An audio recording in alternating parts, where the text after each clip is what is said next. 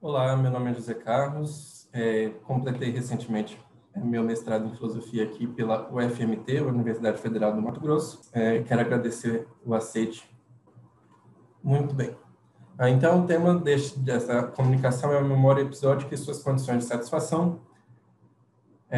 O problema que leva essa comunicação adiante, né, o problema que nós vamos tentar lidar aqui nessa comunicação, será que a proposta do pensamento episódico hipotético inviabiliza a teoria de que objetos da memória são apresentados por meio de suas condições de satisfação? Nós vamos lidar basicamente com dois principais teóricos, que é um artigo do André Santana e Kirk Kerckhoff, que é o Thinking About Events, a Pragmatist Account of the Objects of Episodic Hypothetical Thought, e o livro Intencionalidade do John Searle. Muito bem. As duas principais teorias tradicionais em relação ao objeto de memória é a teoria relacionalista e a teoria representacionalista. Na teoria relacionalista, a memória é relacional no sentido de que ela necessariamente envolve uma relação entre o sujeito rememorador e o evento rememorado. Essa teoria evita o ceticismo em relação ao conhecimento obtido pela memória. E aqui eu tenho citação de dois teóricos que defendem a teoria relacionalista em relação ao objeto da memória. O Bernert diz que quando alguém está consciente de uma memória de um evento passado, o que está ali na memória é o evento passado em própria persona, ou seja, é o evento passado em si, e não uma representação do evento passado. Isso é a teoria relacionalista, né? A básica, pelo menos. Existem várias divergências entre seus propositores, mas basicamente eles vão concordar com isso. O Debs diz assim, o objeto rememorado ou o evento é ele mesmo uma parte da memória. Então, a teoria relacionalista a respeito da memória, ela vai dizer que a relação entre memória e o seu objeto, né, o objeto que a memória está sendo rememorado, é uma relação direta, uma relação metafísica direta, ou seja, o objeto da memória é o evento rememorado em si, é o próprio evento rememorado. A segunda teoria tradicional é o representacionalismo. Dentro dessa teoria, a memória é representacional no sentido de que o sujeito rememorador desenvolve representações internas do evento rememorado. De maneira bem básica, bem grotesca, digamos assim, uma representação, nesse caso, seria a apresentação de condições de satisfação que um sujeito tem em relação ao mundo. Primeiro, críticas ao relacionalismo, porque ela gera um problema de contemporaneidade. Porque se existe, de fato, uma relação direta entre a rememoração e o objeto rememorado, então, esse objeto rememorado ele tem que existir ao mesmo tempo que a rememoração existe. Ele tem que coexistir no momento em que a rememoração existe. Né? Eles têm que coexistir. E isso leva a uma necessidade, de alguma forma, de aceitação de uma teoria B do tempo, em que os tempos coexistem todos. Né? Os tempos anteriores e os tempos posteriores todos existem. Isso gera um inchaço metafísico, né? Isso gera um inchaço metafísico. Mas que tempos anteriores e tempos posteriores, eles coexistem. Então, dentro dessa teoria B do tempo, esse problema do relacionalismo, ele não é um problema em si. A não ser que você possa criticar, que é o que o Mike Ely e o André Santana fazem no artigo, dizendo que isso gera um inchaço metafísico, ou seja, você tem que aceitar a existência de muito mais seres no universo, a existência de muito mais seres do que, de fato, você precisaria se aceitasse uma outra teoria em relação à memória.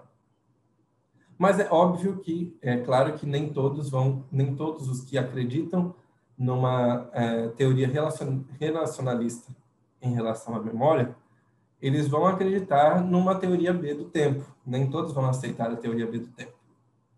E eles, então, propõem que a relação entre a memória, a rememoração e o objeto rememorado, essa relação é uma relação causal, ou seja, o evento passado ele causou alguma marca no cérebro e essa marca no cérebro produz, então, a rememoração, né? É através dessa marca no cérebro que a rememoração acontece.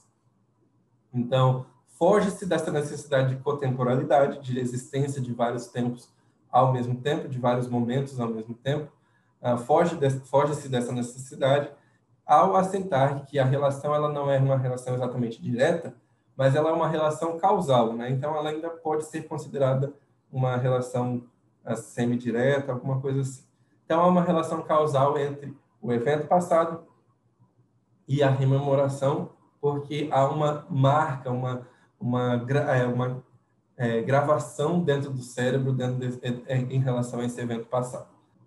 Só que nós temos um grande problema. O grande problema é que a maioria das pesquisas recentes, se não todas as pesquisas recentes, que tratam do assunto da memória episódica, e aqui eu vou tentar explicar rapidamente o que é a memória episódica, de maneira bem didática e simples. A memória episódica, a memória ela é dividida em vários conjuntos, em vários grupos, mas basicamente a memória, do jeito que a gente pensa a memória, do jeito que a gente conhece a ideia de memória, ela se divide em dois grupos, a memória semântica e a memória episódica. A memória semântica é a memória a respeito de fatos. Então, por exemplo, eu sei que eu nasci no dia 21 de janeiro. Eu sei que eu nasci no dia 21 de janeiro. E a memória episódica é a memória em que você revive eventos. Então, embora eu saiba que eu tenha nascido no dia 21 de janeiro, eu não consigo me lembrar do meu nascimento. Eu não consigo reviver aquele momento do nascimento.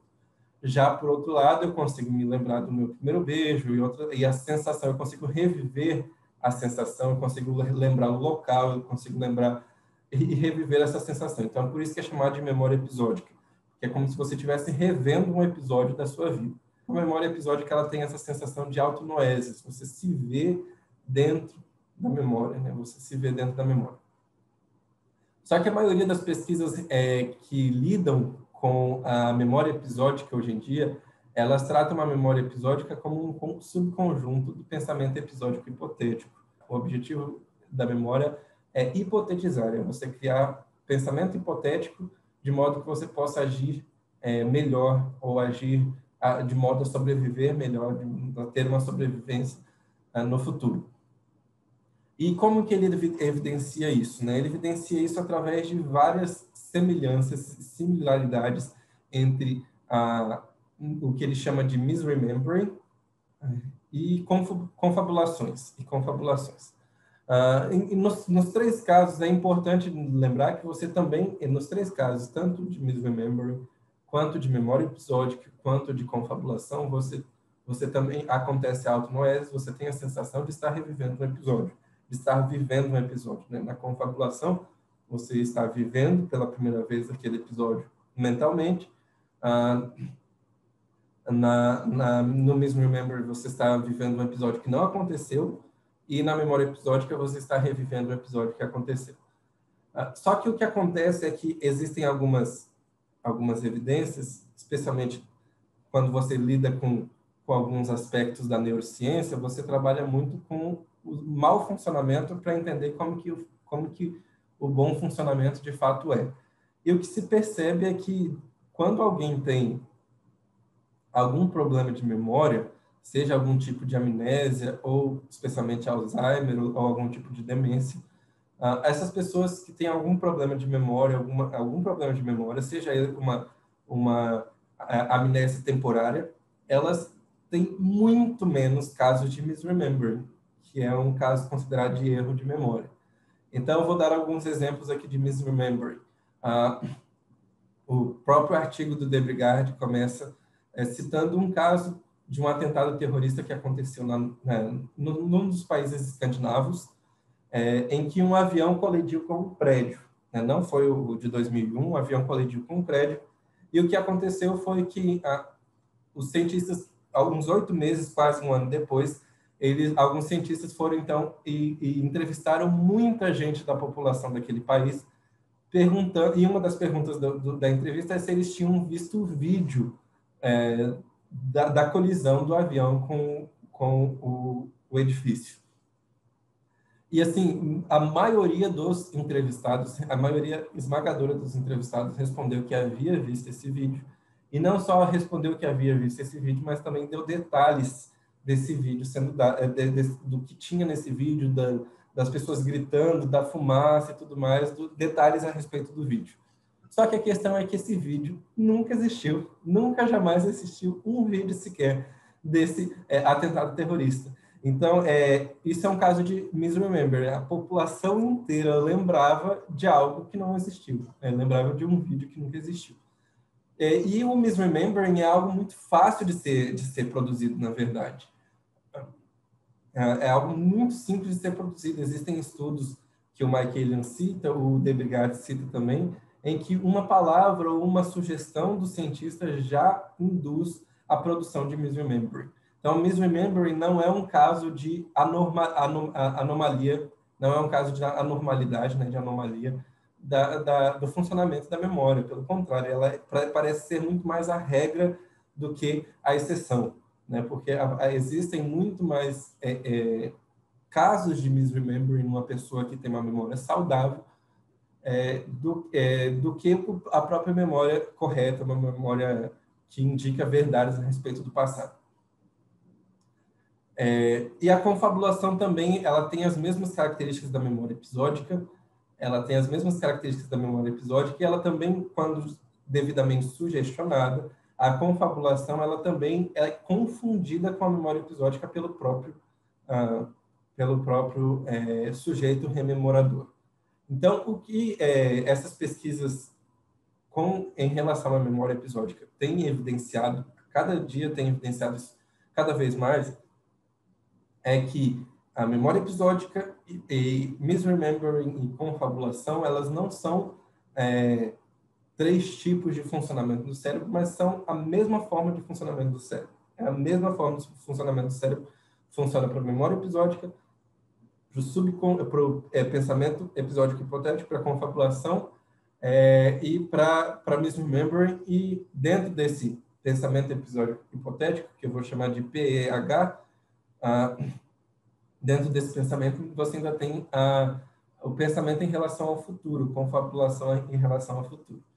Isso também tem evidenciado, especialmente no livro do Mike Allen, no Mental Time Travel, de 2016, tem evidenciado que a teoria causal da memória, ela não se adequa aos fatos, ela não se adequa aos dados que nós temos em relação à memória episódica atualmente. Ou seja, uma memória ela não é causada pelos eventos, pelo evento passado que está sendo rememorado. O que acontece, o De Brigard explica no artigo de 2014, o que acontece é que, digamos que eu vi um acidente, eu sofri um acidente, aí eu vou, então, agora fazer o boletim de ocorrência e vou rememorar o momento desse acidente. O que acontece é que o meu cérebro, ele grava fragmentos, desse momento, e ele cria como se fosse um esquete, um esqueleto do que aconteceu. E mesmo esse esqueleto, ele pode se alterar. Quando ele é guardado apenas o esqueleto. Mesmo esse esqueleto, quando ele é guardado, quando ele vai ser rememorado, ele pode ser deslocado. A reapresentação desse esqueleto, ela não acontece causalmente, ou seja, não é porque o evento aconteceu no esqueleto X que eu vou relembrar nesse esqueleto Y, porque na hora de rememorar, o que o cérebro faz, o De Brigard, desculpe, ele vai defender, é reconstruir através de probabilidade, ele vai reconstruir através de probabilidade o evento. Então, ele tem um pequeno esqueleto, que ele chama de traços de memória, e esses traços de memória, eles vão sendo reorganizados completamente independentes do evento passado, e aí quando eu vou rememorar o que está sendo rememorado, não é mais algo que está causalmente relacionado ao evento. Se não é uma relação causal, então nós já temos uma crítica aqui à ideia de que você pode resolver o problema da contemporaneidade adotando uma teoria causal de que o evento passado causa a memória no presente, a rememoração no presente. E não é isso que acontece. E o segundo ponto é que, sendo a memória episódica um subconjunto do pensamento episódico hipotético, nós temos um outro problema que surge ainda maior, e esse é difícil realmente de você aceitar. Enquanto tem muitos filósofos que aceitam o inchaço metafísico que a contemporaneidade causa, né, adotando alguma forma de teoria B do tempo, quando você aceita, então, você aceita que o relacionalismo é a melhor teoria para lidar com o objeto de memória, você acaba caindo no problema da correalidade. E o problema da correalidade é que, se a memória episódica, a confabulação e o misremembering, elas têm o mesmo tipo de funcionamento, é a mesma estrutura, é o mesmo formato e o mesmo objeto, né, o mesmo tipo de objeto, então a memória, o tipo de objeto da confabulação e do misremembering é o mesmo tipo de objeto da memória episódica. E aí o Michaelian coloca nessa estrutura aqui seu argumento contrário ao relacionalismo. Misremembering não pode ter eventos passados como seus objetos. Ou confabulação também, né? Mas aqui é o exemplo da misremembering. Porque não é algo que aconteceu de fato. Você só tem a ideia de que é memória, a sensação de que é memória, mas não é algo que aconteceu de fato. E o misremembering não pode ter eventos passados como seus objetos. Rememoração e misremembering, como a gente debateu aqui, tem o mesmo tipo de objeto. Logo, se misremembering não pode ter eventos do passado como seus objetos e tem o mesmo tipo de objeto que a rememoração, logo a rememoração não pode ter como objeto um evento do passado. O Santana e o Michaelian até concluem esse raciocínio com a seguinte frase, né? All memories, todas as memórias, em outras palavras, são de alguma forma mismemórias, né? Memórias equivocadas, são misremembered.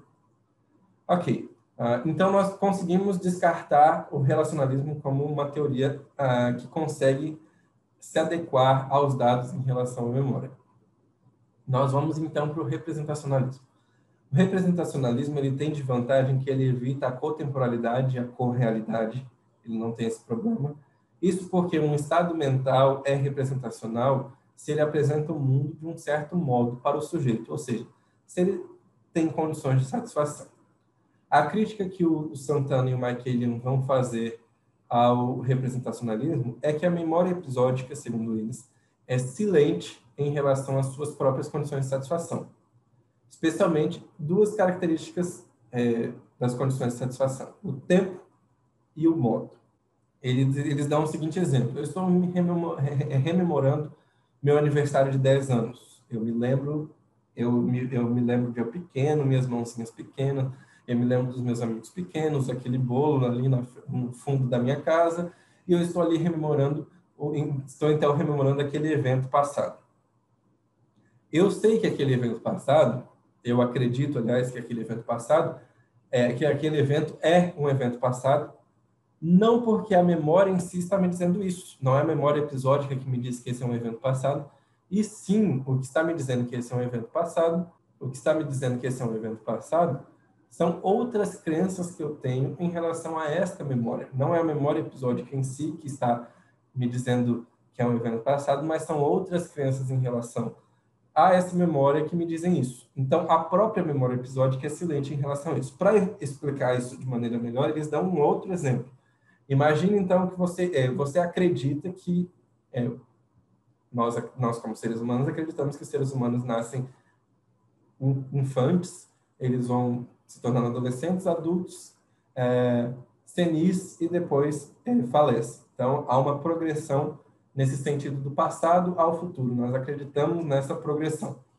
Se por algum acaso eu acordar acreditando que nós somos igual ao Benjamin Button, que nasceu senil e foi se tornando infante ao longo da vida, foi indo numa direção contrária que a maioria dos humanos segue, se eu acredito nessa proposição, então eu vou, ao rememorar o meu evento, o meu aniversário de 10 anos, eu vou entender, eu vou acreditar que esse evento, essa rememoração não é algo relacionado ao passado e sim uma previsão do futuro, né? Uma confabulação a respeito do futuro. Então, a memória episódica ela não contém em si as condições de satisfação, a condição de satisfação do tempo em que o evento ocorreu.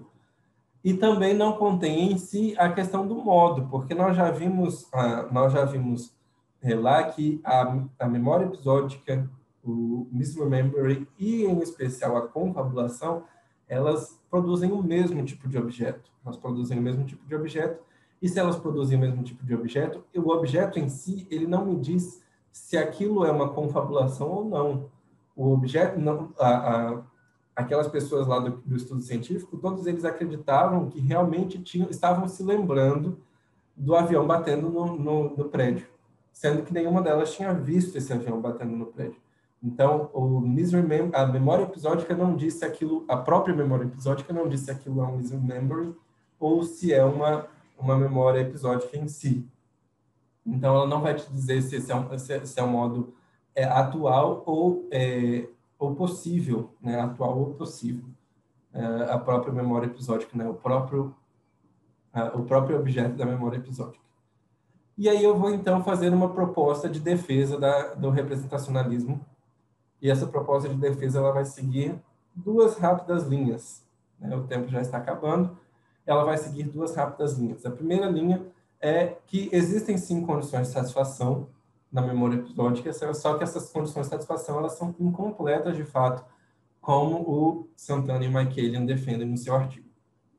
Então, a própria memória episódica ela vai me dizer que existia ali um bolo, eu me lembro de um bolo branco, eu me lembro dos meus amigos pequenos, eu me lembro de alguns amigos em especial ali presentes, eu me lembro do meu pai e da minha mãe ali presentes, eu me lembro da minha roupa e tudo mais no meu aniversário de 10 anos.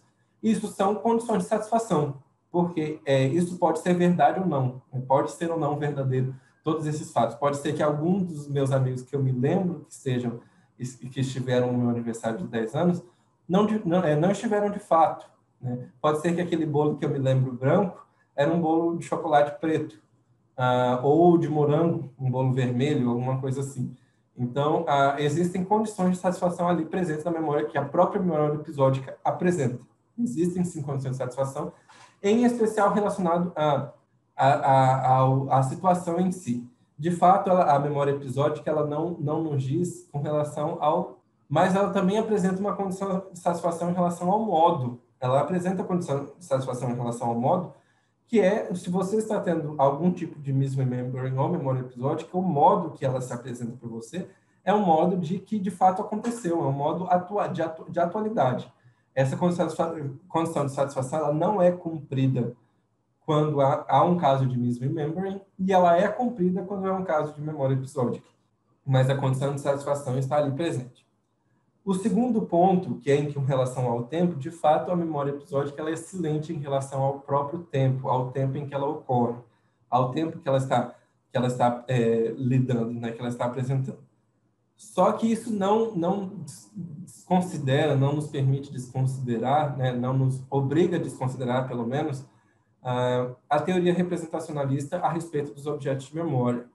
Porque, como John Searle vai defender no seu livro Intencionalidade, para que qualquer estado intencional exista, ele precisa de uma rede de intencionalidade que proporcione a existência de condições de satisfação desse estado intencional.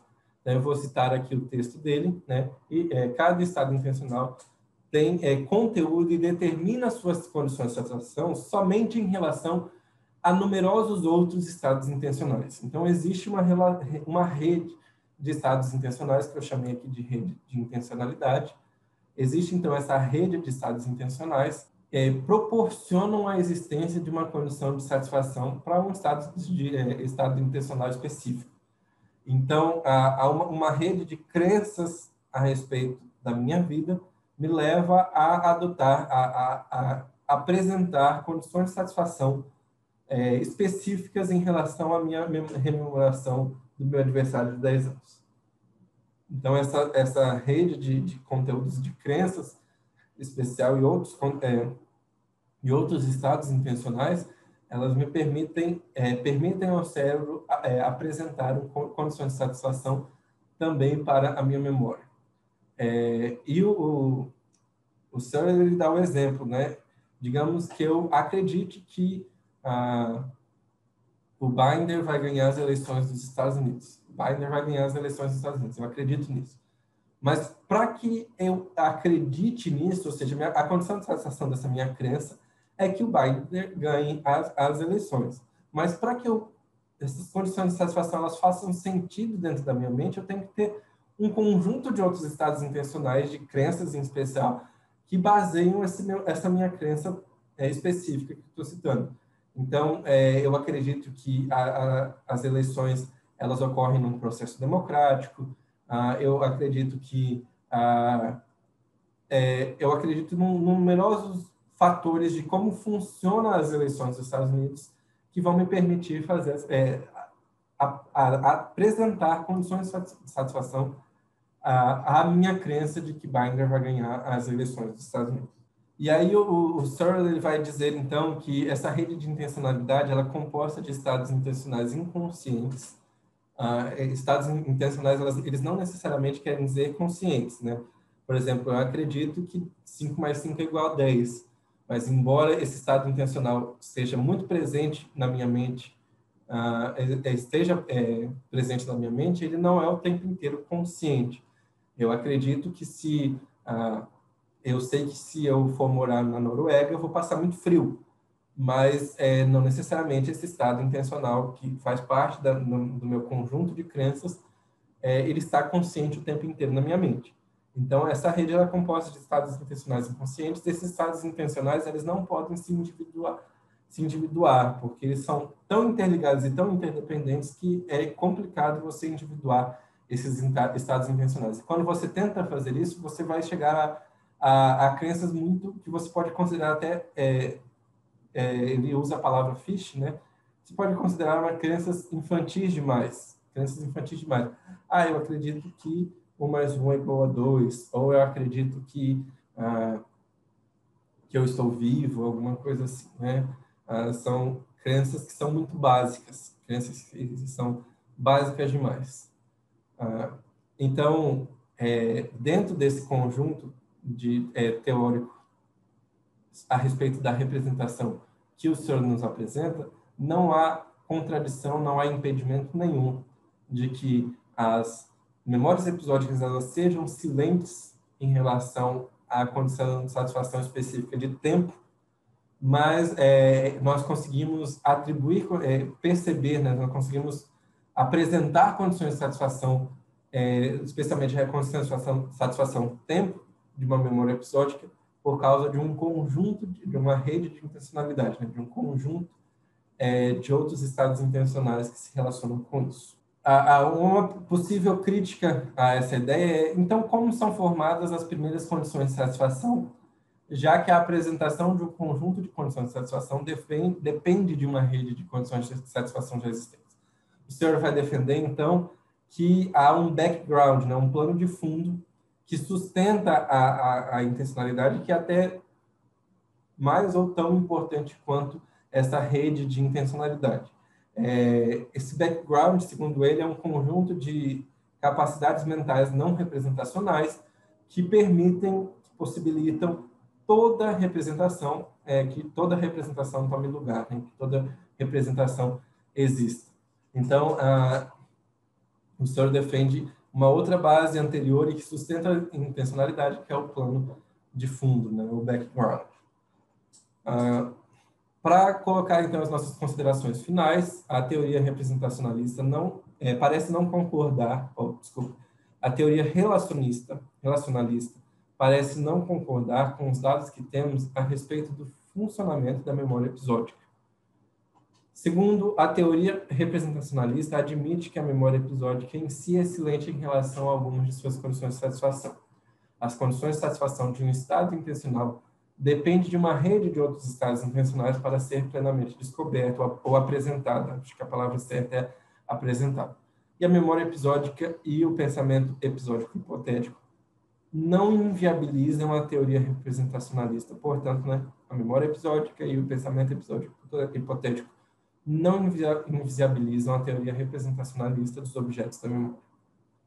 Ok? Essa foi a minha apresentação. Se vocês tiverem alguma dúvida, a gente vai estar aqui no chat, nos comentários vai ter um vídeo que vai ser publicado no sábado também. Muito obrigado.